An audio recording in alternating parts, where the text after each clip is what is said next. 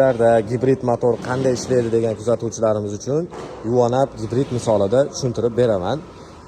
Xabaringlar bor. Gibridlarda ikkitadan motor bor. Bitta benzin dvigatel, bitta elektr dvigatel. 1.5 atmosferniy dvigatel bilan jihozlangan ushbu Yuvanab gibridimiz.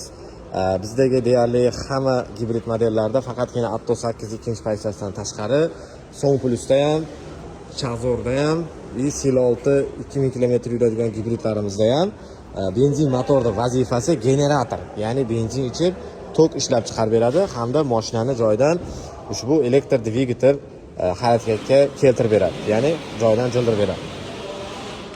Shuni hisobiga avtomobil rasxodi ekonom 100 km ga atiga 3,1 litr rasxod qiladi Yuvan gibridimizda.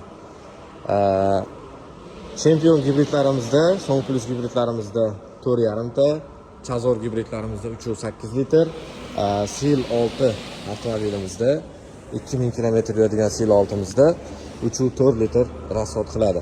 Atiga 45 litr benzin bilan 1100 km masofa bosib o'ta oladi. Shuni hisobiga mashina ekonom.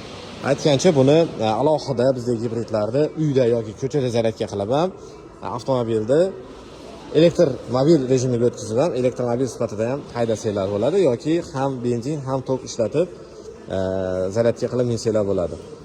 Asosiysi agar uyda zaryadga qiladigan bo'lsangiz 1000 so'mdan hisoblasa ham 15 ming, 20 ming so'mlik tok bilan bemalol 110 km gacha ushbu gibrid avtomobillarda harakatga